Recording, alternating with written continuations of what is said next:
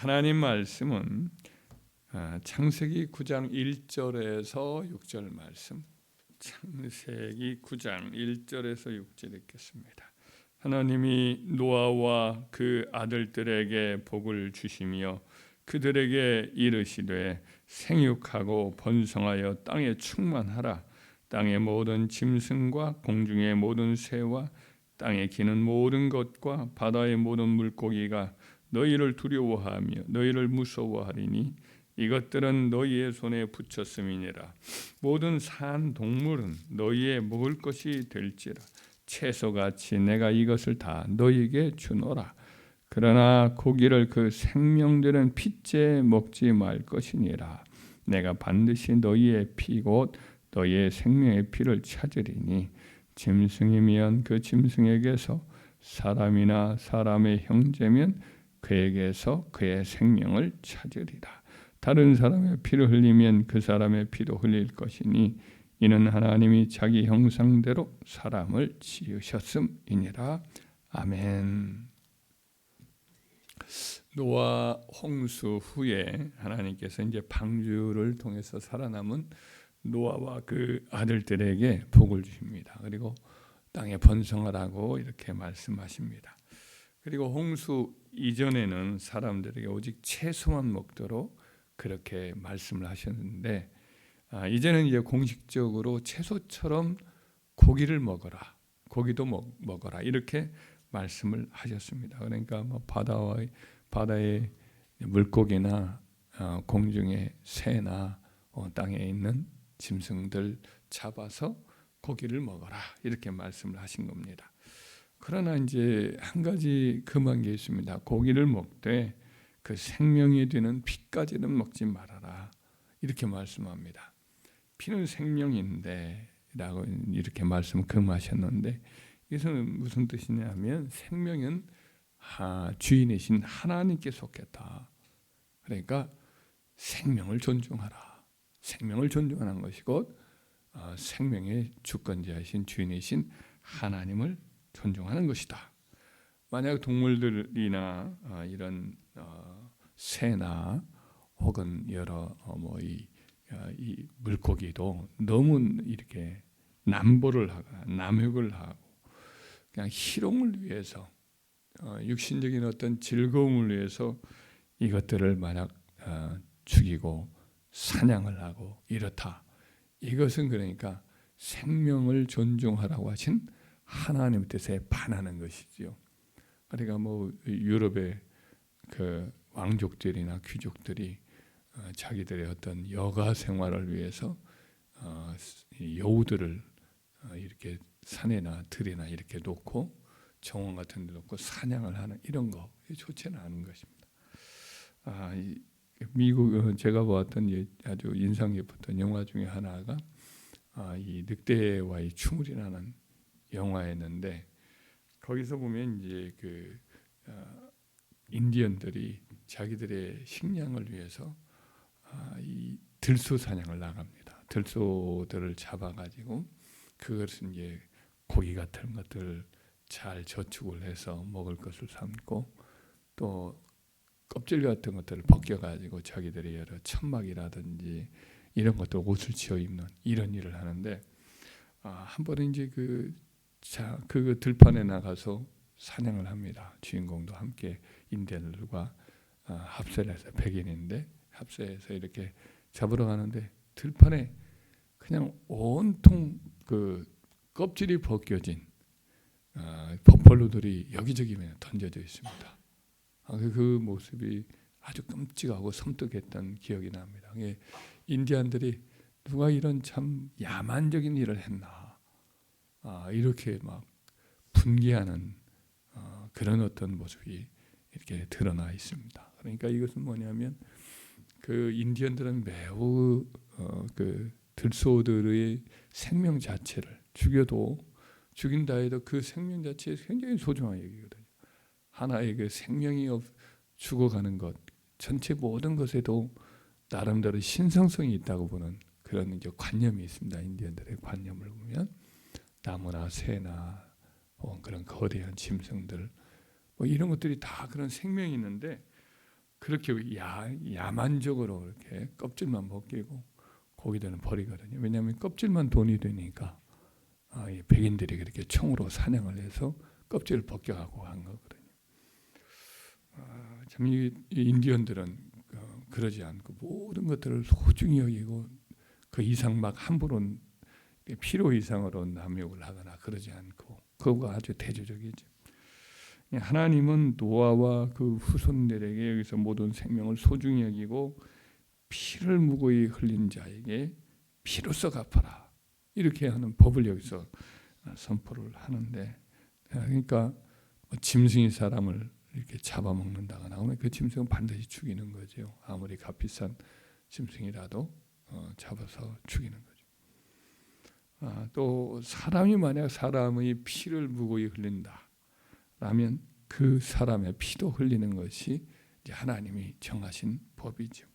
하나님의 형상을 따라 지은 인간이기 때문에 인간을 그와 같이 무참하게 죽였다, 피 흘렸다. 그러면 그 사람의 피도 흘리게 하는 것이죠. 실제로 이제 구약 성경이나 이 신약 성경에 보면 하나님이 까닭없이 피를 흘린 사람, 그 피를 그 흘린 사람에게서 찾으시는 내용이 나옵니다. 다윗이 우리아의 피를 무고하게 흘린 일로 인해서 이제 그의 생명은 그의 죄는 용서해 주셨지만은 하나님 그의 집안을 징계하죠. 그래서 아들들 큰 아들 암논, 셋째 아들 압살롬, 또 우리 아이 안에 밧세바로부터 얻은 그 아이 이렇게 다 가져가시죠. 하나님 다 그 피를 흘려서 가져가신다. 생명을 취하신다고 볼 수 있다. 다윗의 군대 장관 요압이 비무장 상태의 장군들을 2사람이나 죽입니다. 아브넬하고 또 한 사람을 또 죽여요. 아마사라고 하는 또 형제인데 또 이종 사촌인데 그도 이렇게 죽이자, 비무장 상태에 죽이자 결국은 이제 그의 아들들 솔로몬 때에 요압을 잡아서 피 흘려 죽게 만들지요.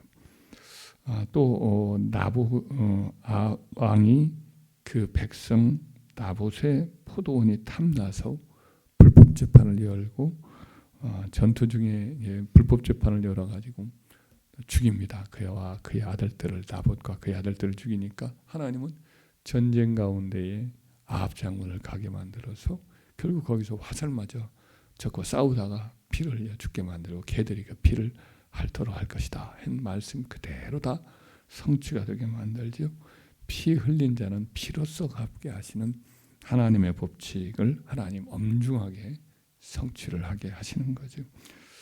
피를 흘리지 말라, 생명을 존중하고 보살펴 주라, 이런 말씀이죠. 하나님께서는 사람이나 동물이나 모든 생명을 잘 보살펴 주는 것, 이런 사람은 하나님이 또 존중합니다. 활력과 생명을 더해 주시는 복을 주셔요. 그래서 율법에 새와 새끼나 알이 있다, 보금자리 있다 그러면은 새와 새끼와 알을 한꺼번에 취하지 말고 새끼는 알만 취하고 그 어미는 놓아주어 살려줘라. 그러면 하나님이 그의 생명을 길게 할 것이다. 그가 사는 해를 하나님은 오래도록 하게 하실 것이다. 이런 율법의 말씀도 그런 취향이거든요. 그래서 우리가 이 세상을 살면서 어렵고 힘들고 병들고 약한 사람들을 돕고 그들을 사랑으로 돌본다. 그것은 하나님께서 귀중히 여기시는 거죠. 그런 사람의 생명을 하나님이 북돋아주고 축복을 하시는 겁니다. 예수님께서 강도 만나 쓰러져 이제 피 흘리며 죽어가는 사람은 누가 이제 강도 만난 이 사람의 이웃이겠느냐 이렇게 질문을 해요. 그 비유 속에는 세 사람이 등장하는데 한 사람은 제사장, 한 사람은 레위인, 한 사람은 사마리아 사람이죠. 제사장도 보고서 지나갑니다. 또 레위인도 마찬가지입니다. 근데 사마리아 사람은 그 사람을 보고 불쌍히 여겨 가까이 와서 포도주와 기름으로 그 상처를 이렇게 소독을 하고 싸매어주고 또 자기가 타고 가는 그 이제 나귀에다가 그 사람을 태워가지고 주막으로 데리고 와서 그 사람을 이제 치료하고 하룻밤 묵으면서 간병하고 그 다음에 아침 떠날 때에 그 주막 주인에게 비를 돈을 주면서 좀 더 돌보아 주라고 이렇게 부탁을 합니다. 참 그 사람은 생명을 살리기 위해서 할 수 있는 최선을 다하죠. 육체의 노동도 하고 자기가 가진 물품도 쓰고 또 짐승인 노새에다 태우고 주막에 또 이렇게 방에다가 놓고 밤새껏 또 간병도 하고 비용이 더 들 것 같으니까 잘 안 날 것 같으니까 비용도 주고 만약 필요하면 더 와서 또 주겠다고 이런 말도 하고 참 대단한 그 성의를 보여서 한 죽어가는 사람을 살리는 이런 모습을 하죠. 이 사람이 바로 강도 만나 죽어가는 사람의 진정한 이웃이고 이런 사람을 하나님이 복을 줄 것이다 이런 말씀을 하시는 거 아니겠어요? 기근이나 흉년 때에 만약 알곡을 이렇게 곡식을 창고에 넣고 안 되지 않습니다. 이것이 값이 더 뛸 것을 기다리는 거죠. 이렇게 되면 하나님이 기뻐하지 않는다. 이 사람들의 굶주린 모습, 돈 없는 그래서 죽어가는 사람을 보면서도 자기가 배부르려고 그렇게 알곡을 내지 않는 사람은 하나님이 아주 심판하신다. 그래서 잠언서 11장 26절에 보면 곡식을 내놓지 아니하는 자는 백성에게 저주를 받을 것이나 파는 자는 그의 머리에 복이 임하리라 라는 말씀이 그런 뜻이죠. 그때 기꺼이 죽어가는 사람을 위해서 이렇게 자기 곳간에 곡식들을 내다 주면 하나님이 그 자손들을 자자손손이 번영하게 하신다. 대군가 어디에 어떤 부자가 그런 내력이 있다고 합니다. 조선시대 때 기근이 있고 어려운 일이 있을 때마다 자기 곳간에서 돈을 내어서 그 곡식을 내어서 부자들에게 나눠주는 거죠. 그 사람들이 그 부자가 잘 되고 그 자손들이 잘 되도록 축원을 하고 그래서 그 가문이 오래도록 그렇게 번성하는 복을 누렸다라는 이야기를 들은 적이 있습니다. 그렇기 때문에 오늘 이 본문의 말씀 노아에게 고기는 먹어라 그러나 핏째는 먹지 말아라 라고 말씀하신 이 말씀의 의미는 생명의 존중권, 생명을 소중히 여겨라 라고 하시는 그런 가르침이지요. 그래서 우리가 이제 뭐 나무도 마찬가지고 나무도 함부로 전쟁 중이라도 나무를 함부로 베지 말아라. 다른 것으로 용도는 쓰지만 과수 같은 경우는 또 그렇게 또 함부로 또 베지 말아라 라고 하는 이유도 거기에 있거든요. 그러니까 모든 자원들도 함부로 낭비를 하고 그런 것들도 좋지가 않습니다.